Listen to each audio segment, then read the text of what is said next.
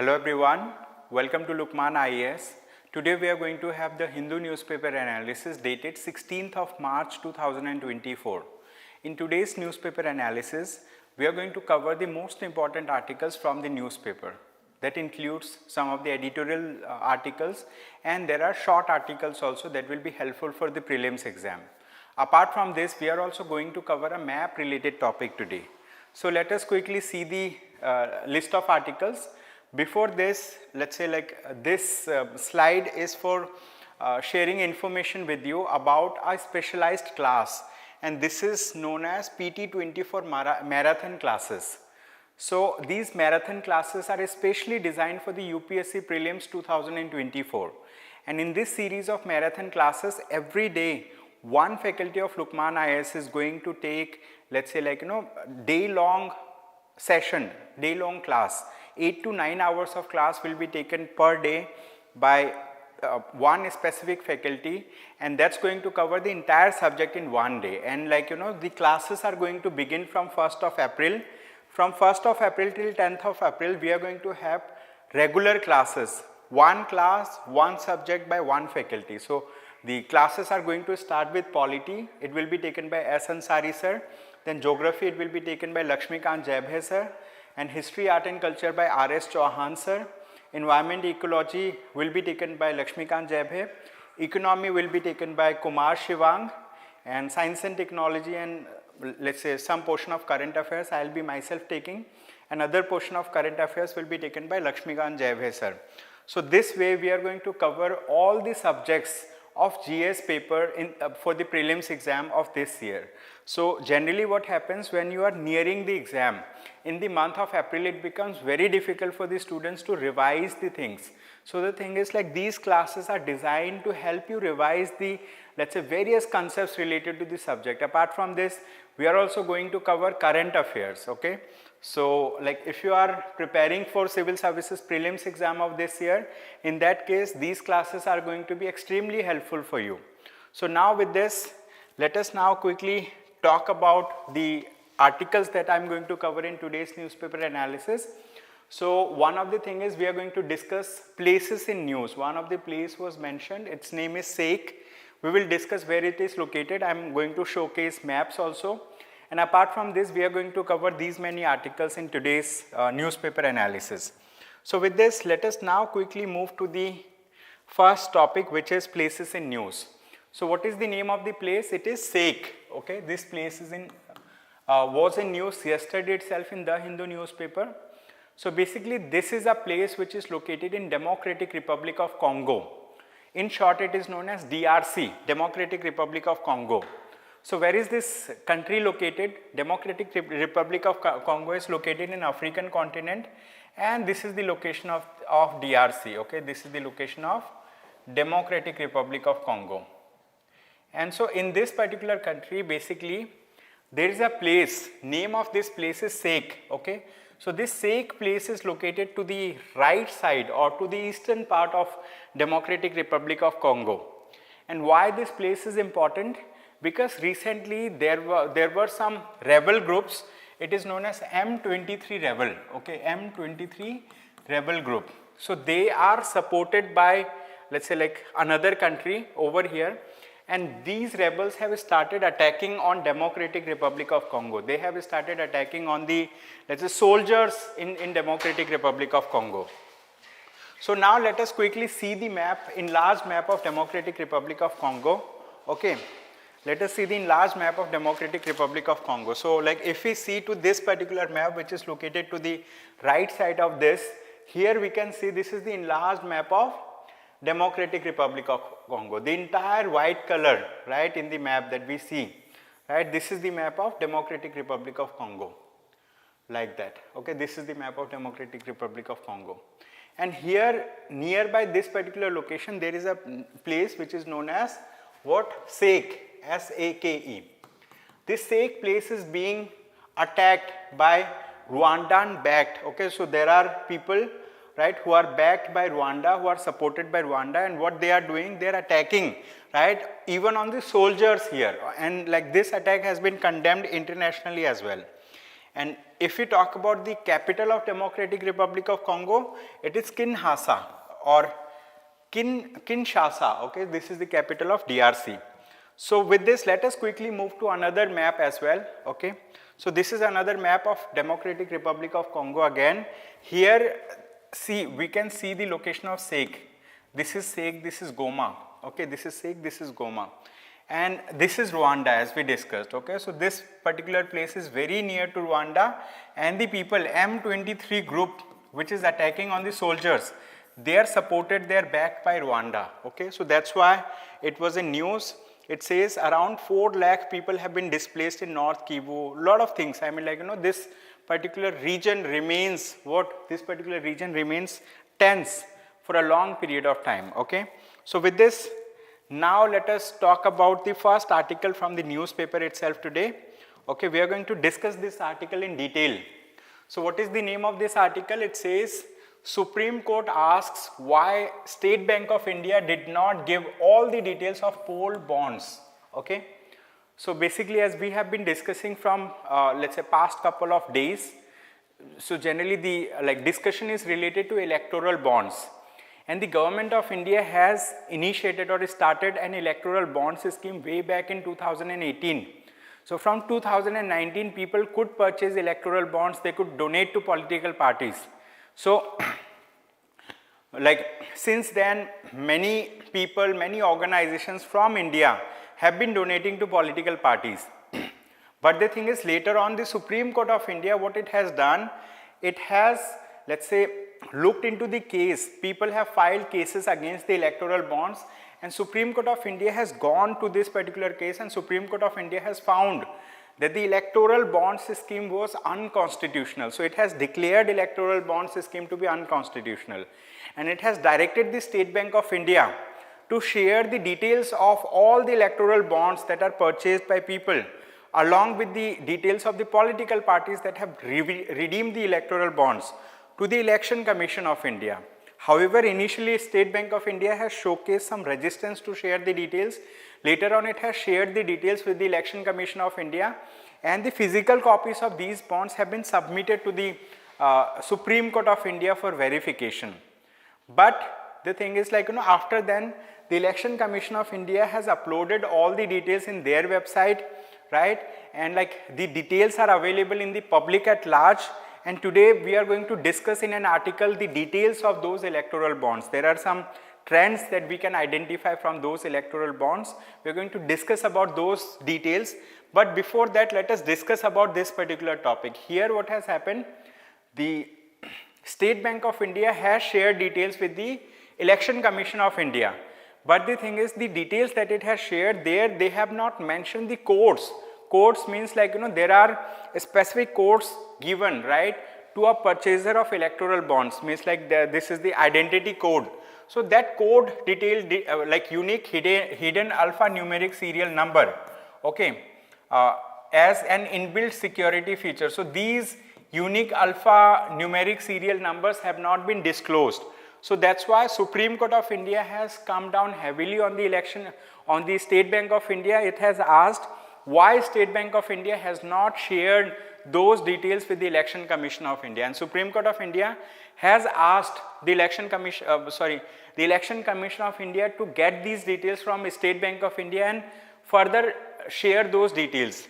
And apart from this, let's say the physical copies of the electoral bonds, right, these are available with the Supreme Court of India, and now the Election Commission of India has asked copies of it, means asked it so that it can maintain copies of the electoral bonds scheme.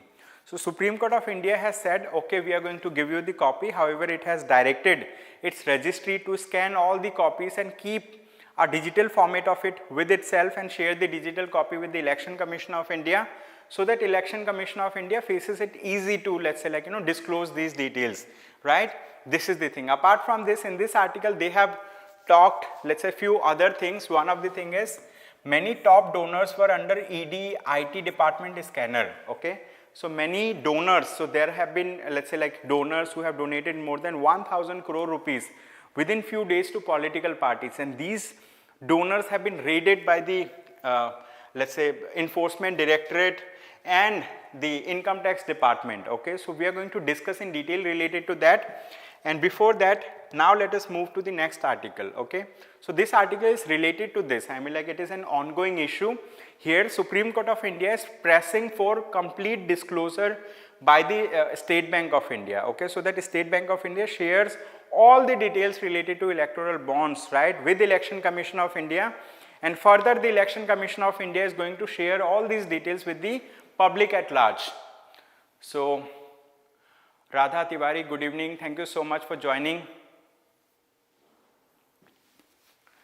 Okay.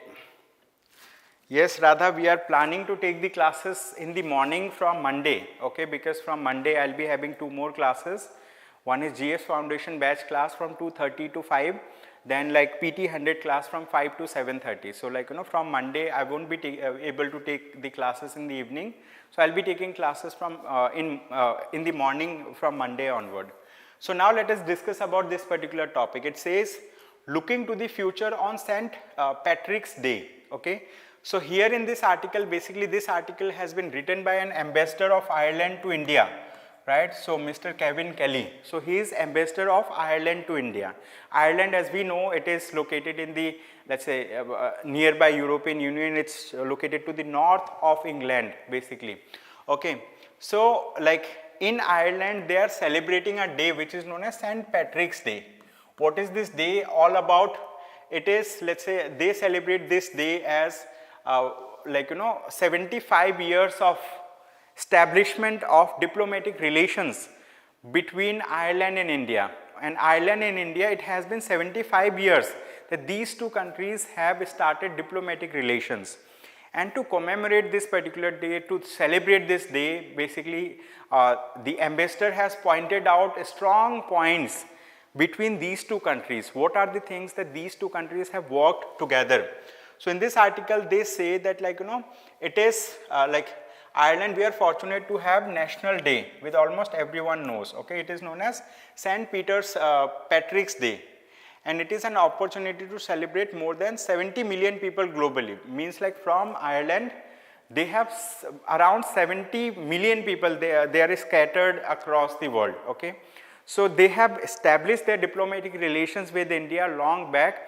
And these two countries have shared strong ties with one another. They have supported one another on multiple issues. They have had convergence on foreign policy related matters, or let's say foreign issues related matters. For example, in this article also they have said that when it comes to Russia-Ukraine war that is happening, right? We know Russia-Ukraine war has been happening. It's been more than 2 years that Russia-Ukraine war has started. It has started way back in 2022. It's been 2 years since that war, but Ireland strongly condemns Russia for its aggression on Ukraine. Ireland says like this aggression is not, let's say, like, something which is based on any logical thing. Okay, they say this war is totally illogical, and Russia should stop doing this particular thing. Apart from this, when we talk about the stand of Ireland with respect to the kind of Israel-Hamas war which is happening. So they say that the attack that was conducted by Hamas initially on 23rd October 2023, this particular attack is a terrorist attack. They say this attack is a terrorist attack, and at the same time they condemned this attack, and they say all the hostages that have been taken by Palestinians, by Hamas, they should be freed as soon as possible. So like here they have talked about various foreign policy stand of Ireland, right, related to India and related to other areas also. And here they have mentioned that Ireland's own history includes experience of famine, poverty, forced migration. Even the relative growth and prosperity we have enjoyed since the European Union in 1973 coexisted at least in 1990s. So they are saying that India is not the only country that has been affected by famine in the past, that has seen, let's say, poverty. They say like even Ireland has faced all these difficulties throughout its journey, and that's why Ireland also shares similar histories that India share. Okay, so this is the thing. So they say like there is an Indian link also with Ireland. What is the Indian link? There are more than 10,000 students from India every year who apply to universities and colleges in Ireland to study in Ireland. So they say like, you know, there are around 10,000 young Indian boys and girls who go to study in Irish universities every year. They also trust that over 80,000 Indians who now live in Ireland feel at home at the Emerald like ISIL. ISIL means it's short form for Ireland. Okay, so this is the thing. So here what they are basically, the picture that they are drawing is like their shared kind of, you know, their shared foreign policy things with respect to India, how Ireland is a support pillar for India. They say like, you know, from India huge number of students go and pursue their higher education, they study, they reside. Over 80,000 Indian people are residing over there. And here they have also mentioned that Ireland, like every country, faces plenty of domestic and international challenges, right? But we also recognize how fortunate we are to feature to top 10 countries in the UN Development Index, United Nations Human Development Index. So Ireland features among top 10 nations in the United Nations Human Development Index. And they say that the young people globally have demanded respect for international law and multilateral institutions, and for key actors such as United Nations Security Council to speak and act coherently in support of rules-based order, sustainable development and human rights.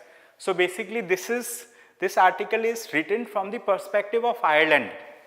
However, they have shared the values that they share with India also in this article. They have shared, let's say, like the areas of cooperation that Ireland has with India. Okay. So with this, now let us move to another article. This article is again, let's say, from international relations perspective.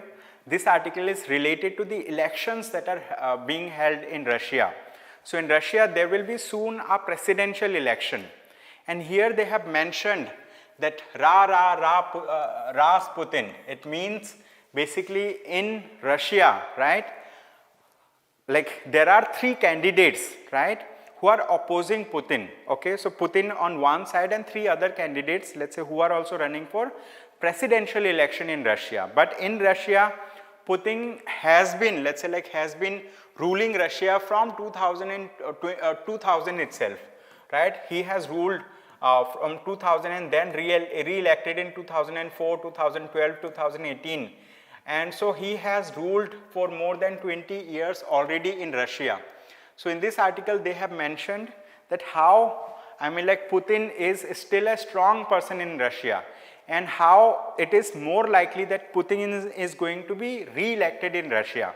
And here in this article, the author has mentioned that why it is the case that Putin is going to get re-elected, because long back, right, in Russian constitution, there was a provision that a president, right, who has served for 2 terms, he cannot, let's say, like, you know, he cannot run for election for the 3rd consecutive term. So that's why for a very short or brief period, what Mr. Putin has done, initially he has ruled over Russia for 2 consecutive terms. Later on, let's say, he made one of his puppet, right, as the president, and he himself became the prime minister. But after some time, he again became the president of Russia, right? And now, after his, let's say, after his 4 consecutive terms has ended, what he has done is he has actually amended the constitution. And he has amended the constitution in such a manner that whatever previous years that he has already, let's say, ruled in Russia, so that has been nullified. It means like he can again, let's say, contest for the elections. And in this article, they say that Mr. Putin is a very strong person in Russia. Like it's not the case that, like, you know, Russia, like he is fighting for some cause in Russia. It says that the Russian politics revolves around him, right? And all the 3 people who are contesting for election, for presidential election in Russia, they are themselves supporters of Russia, Mr. Putin. So like, you know, there is no real contender, there is no real challenger of Mr. Putin in Russia. Apart from this, in this article, what they say is that, like, when we talk about Russian election, so they have mentioned 2 important things. One important thing is that the responsibility of the state towards the citizens. responsibility of Russia towards its citizens. Second thing that they have mentioned is responsibility of the state towards the elites. Elites means those people who are either powerful politically or powerful economically or financially. So those people who are powerful people, they also have let's say a larger stake in Russian politics. And here what they say that like Mr. Putin acts as an arbiter. Arbiter is someone, let's say like who is able to manage different stakeholders well. So there are political groups who are powerful, they do have some stake in the politics, right? So their Putin needs their support. At the same time, there are industrial people also who have huge amount of money, so they also wield power in Russian politics. So like Putin is able to, let's say, arbiter all of them. Putin is able to negotiate with all of them and keep all of them together, and he takes them as support base, and like in turn he supports them also. So this is what it is mentioned in this article. So finally in this article they are saying that there is no real, what we say, real challenger of Mr. Putin. And the war that Russia has waged against Ukraine, right? So there are 85% Russian population who support Putin's war in Ukraine, or Russia's war in Ukraine. And at the same time in this article they have mentioned that like the election agenda has been made in such a manner that either you are voting against, like for Putin or against Putin, means like there is no other dialogue. This is one thing that they are saying, that like they have given a single slogan, which is, are you in support of Putin or against Putin? Okay, this is the thing. So here in this article they say that like there was 77% approval of military's actions. Okay, 85% of Russian approved Mr. Putin's action, and whatever military has done, whatever Russian military has done, there is 77 approval of military's action in Ukraine. So finally in this article they say that what makes Vladimir Putin tick in his bid for a 5th term is his role as the arbiter of the political culture of Russia. Okay, so he is able to let's say like manage the political culture of Russia well. That's why, let's say like he is likely to get win once again. So he is contesting for the 5th term as president in Russia. Okay. So good evening Vidya, thank you so much for joining. Now we have another article. We are going to discuss this article once again. Okay. So this article says food factor. Okay. So this article is related to Indian economy. Here in this article what we are going to understand, we are going to understand about inflation. What term? We are going to discuss about inflation. And what do we mean by inflation? Inflation means when the prices of goods and services increases over a period of time. For example, today you are able to purchase this particular pen, let's say at rupees 10. After 6 months, if you go to purchase this pen, maybe you may have to pay 12 rupees or 15 rupees. What happened over here? The price of the pen has gone up. What it means? It means that the purchasing power of the currency has gone down. Means you have to give more currency to purchase the same pen. This is known as inflation. If it happens generally for all different types of goods and services. For example, across Indian economy, when the prices of goods and services goes very high, right, it is known as inflation. Inflation also has different types, right? Inflation, then like we do have hyperinflation, right? So there are different countries across the world that have seen hyperinflation also. Then disinflation, and there are different types of inflation, cost, let's say like cost pull inflation, or like different types of inflation also. So in this article basically they are talking about the inflation in food items. Means when you purchase food items, right, what is the price rise in the food items? This is the thing. And food related inflation is mentioned in consumer price index. Okay, so consumer price index is known as CPI. So consumer price index includes a basket of goods, different types of goods that consumers consume, right? So it includes a basket of goods. So over here what happens, in that basket of goods, the prices of those goods has gone really high. And in this article they have talked about what? Top vegetables. What? Top vegetables. What do we mean by top vegetables? Basically T stands for tomato, O stands for onion, P stands for potato, okay. So the prices of tomato, onion and potato has gone really high. In this article they mention that the tomato, onion, potato triumvirate, which is the most widely consumed group nationwide and constitutes more than third of the weight in the category, okay, led the charge. So their price has gone extremely high, tomato, onion and potato. This is the thing. So in this article basically they have talked about different types of goods, different types of let's say consumable goods whose price has gone up. And recently one let's say deputy director of the Reserve Bank of India, his name is mentioned in this article itself. So he say that the Reserve Bank of India deputy governor, okay, Michael Patra aptly summed up the risk to the economy from the persistent high food inflation in his statement to Monetary Policy Committee last month. So one of the deputy governor of the Reserve Bank of India has already said in the previous let's say Reserve Bank of India comes up with bi-monthly monetary policy review. In that bi-monthly monetary policy review, one of the deputy governor of RBI has said that food inflation is something which is worrisome and it's going to happen for a long period of time from now. Food inflation is continuously increasing and we can see it from the price rise in tomato, potato and onion, which is known as top crops, okay. So these vegetables has seen let's say very high increase in its prices, okay. So here in this article they have mentioned that sometimes it has gone, I mean CPI registered 30.3% inflation year on year, which is very high figure, okay, which is a very high figure. This is the thing.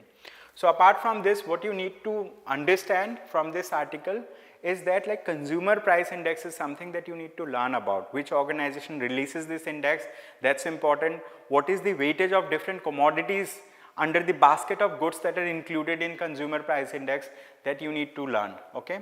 So with this, let us now move to another article. So this is a very short article, it's for the prelims exam, right, good to know topic.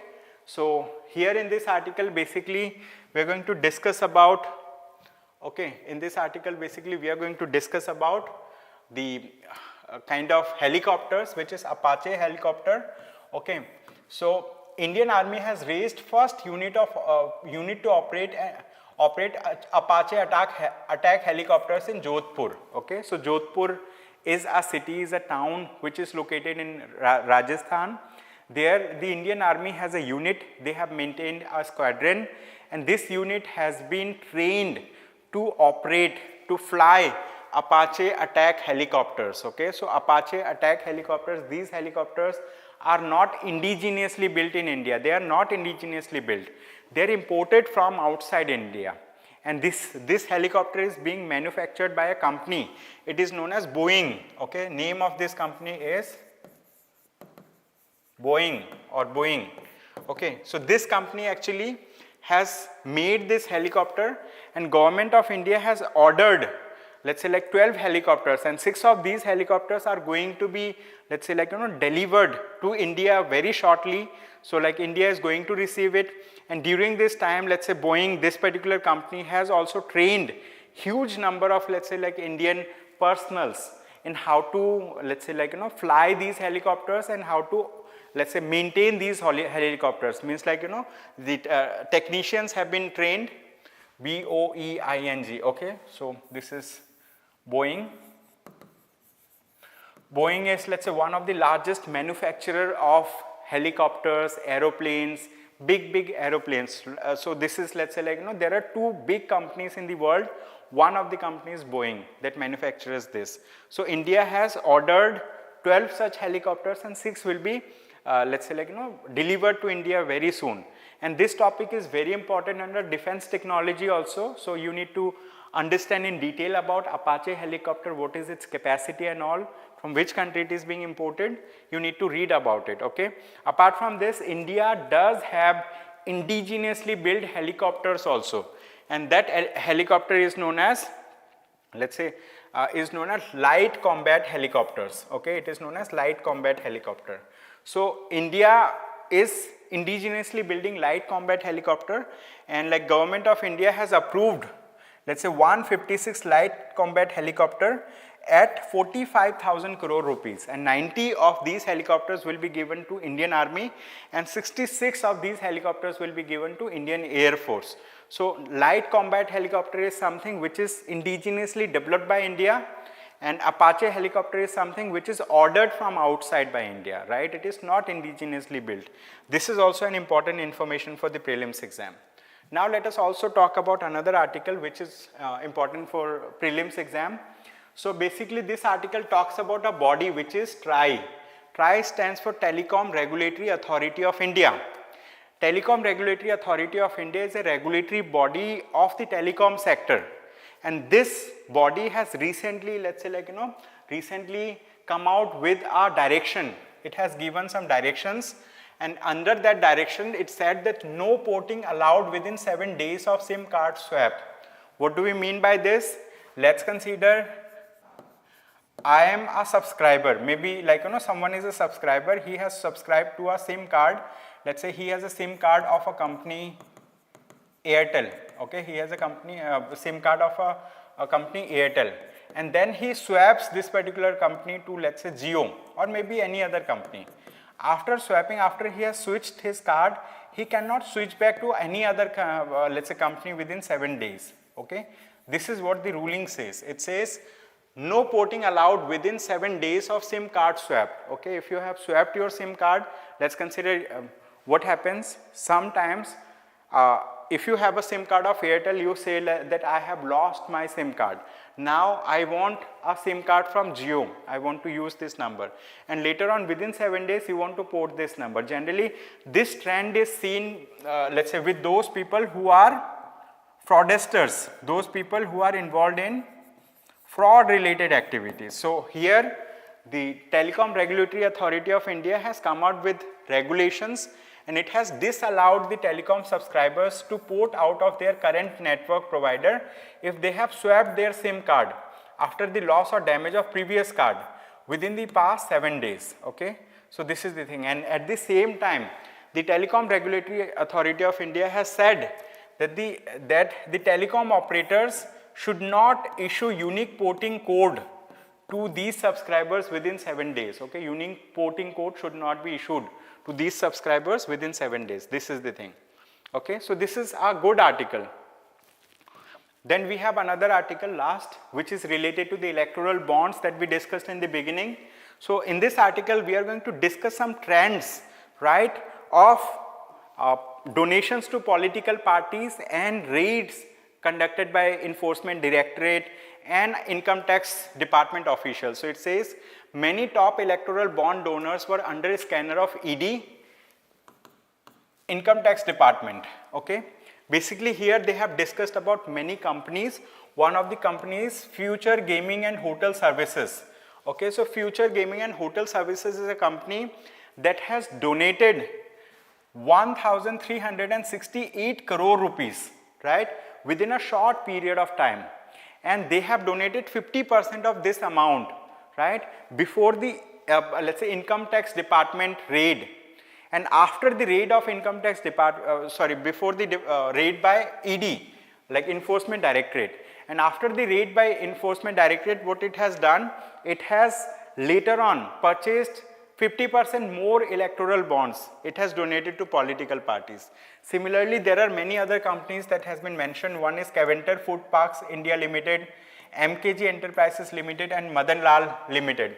All these three companies are registered at the same location in Kolkata, at the same location, okay. And what they have done, these three companies together purchased electoral bonds worth rupees 573 crore. And in these three companies, there is at least one person who is common director, okay. This is the thing. Apart from this, they say Yashoda Super Specialty Hospital, okay. It was searched by Income Tax Department in December, and it has purchased electoral bonds worth 160 crore rupees between October and 2021 and October 2023. Means Income Tax Department has searched the premises of this hospital. After then, it has purchased electoral bonds of 162 crore rupees. So there are a huge number of such companies: Aurobindo Pharma, Shirdi Sai Electricals, Kalpatru Project International, So like what do we get out of it? It simply means that the like enforcement directorate, income tax of, department, they were raiding on some let's say like some companies, some organizations, some let's say, and after then these organizations have been donating to political parties. So people are trying to get link. Is there any nexus, right? Is there any racket that has happened, right? Any extortion racket conducted by the government? Did it happen or not? So this is what is, let's say, like being looked into through these articles. And in fact, let's say like, there is another article that I'm not going to discuss in today's discussion, where let's say like a political leader has made accusation against the union government, against the Prime Minister of India, that like, he has run the massive amount of extortion racket against these companies using the tool of enforcement directorate and income tax department. Okay, this is the thing. So what you need to know is that the like enforcement directorate has been let's say like conducting searches under the Prevention of Money Laundering Act. Okay, so this is the thing. You can go through this article, right? And the electoral bonds were something for donating to political parties. It should be pro bono. But the thing is, what has happened? It seems that these companies were under pressure, right, of some investigation by investigating agencies to, let's say, like not let the investigation to go further, to stop the investigating agencies to, let's say, like investigate. So they have donated to political parties. This is what the accusation is being made. Although like things are not clear as of now, it is up to the Supreme Court, up to the public at large to understand this thing.